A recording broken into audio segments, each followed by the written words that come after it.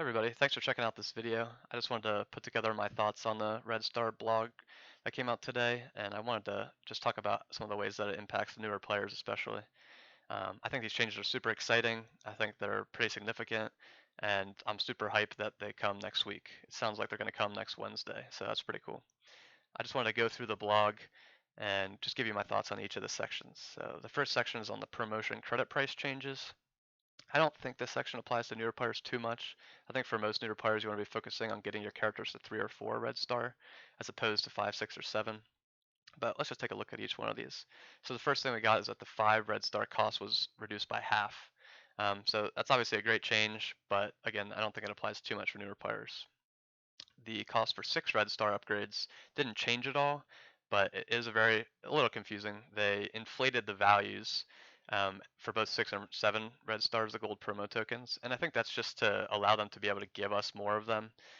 If they were to give us one now, that would be 1/5 of the way to a 6 red star, but now they can give us in smaller increments from different areas. So I'm expecting to see them show up in the red star flash event next month, for example, which we'll talk about a little bit further along. The 7 red star upgrade was actually decreased by a whole bunch, but I don't think it applies to too many people.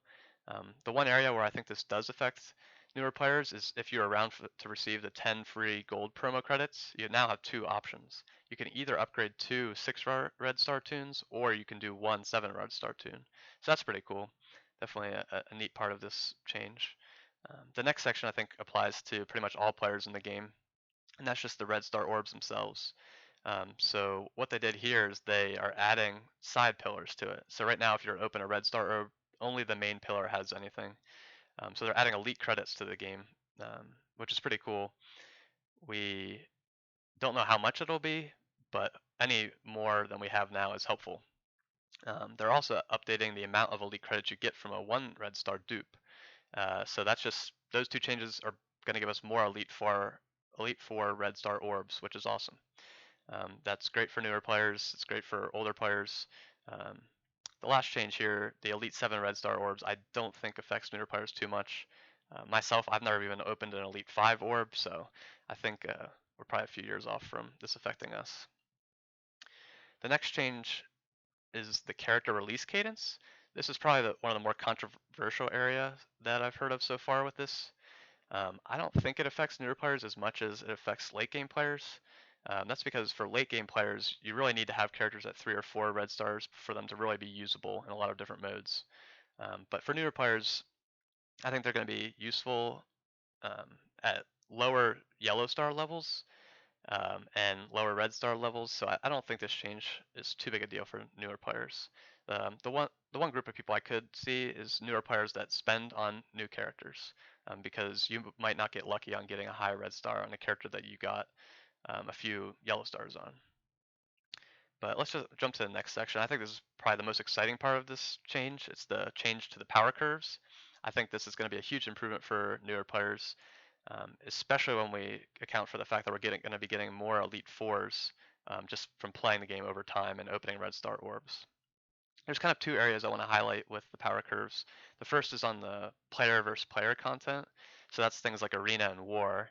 Um, everyone's characters are going to scale from these changes, so they're kind of a little bit minor.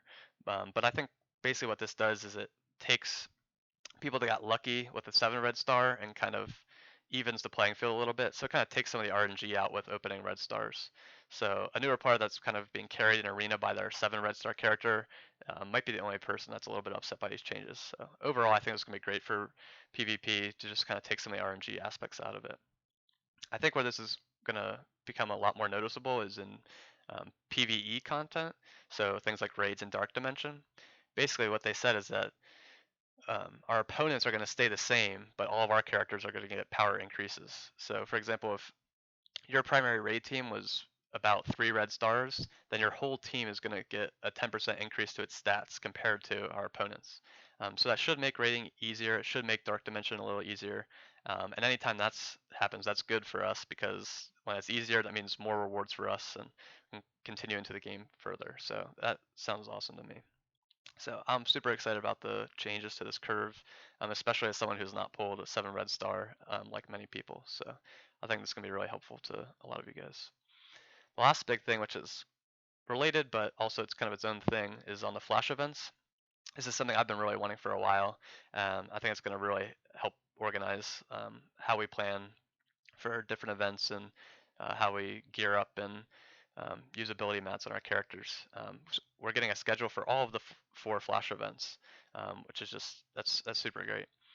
Um, so one, because now we know when we have to have our characters ready for, and second, we know that they're coming what appears to be more often than they used to. I think they used to come every 60 to 80 days or something like that, and now they're going to be coming every 30 days. So that's great.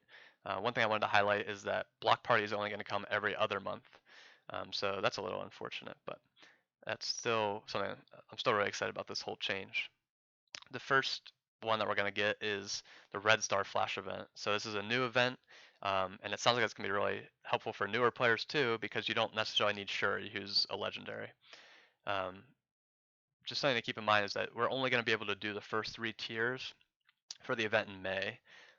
In June, we'll be able to do tiers 4 through 6, and then not till July can you do tier 7. I think only the first few tiers matter for newer players, but I just wanted to kind of highlight that. Something else I wanted to note is that they confirmed that Shuri will run between May and June. So just make sure you're farming your Spider-Verse for her because she's a great character already, and it's also going to be helpful for this event later. Um, I think something I've never recommended people work on their Flash event teams much, just because I think there's other things to be working on. But I could definitely see people putting more resources into their Wakandans, hand, or mercenary teams. So that's kind of interesting. Another thing to think about when we're upgrading different teams.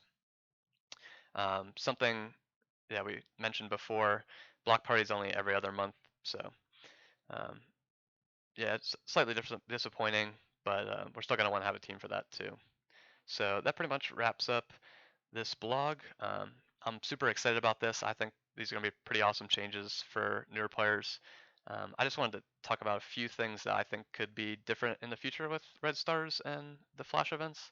The first thing is I think one of the most unfun aspects of this game is when you finally get enough credits for an elite orb and you open a dupe. Especially for a newer player that doesn't get many of these, it might take weeks to get enough credits to open one of these. I think it's just a really unfun part of this game. So something I wouldn't mind seeing changed in the future. The other thing I kind of talked about already, but Block Party, even at tier 7 of Block Party, that's not enough for one tier 4 ability. As you start to move from the beginners to the mid game stages, I think tier 4 has become one of the biggest bottlenecks to making a tune kind of go to the next level. So the fact that it's only going to be every other month, I think is a little disappointing. I think they could either make it a monthly event or have it get buffed so you could at least get one tier 4 ability each time it comes around. Um, so I just kind of wanted to throw those in there.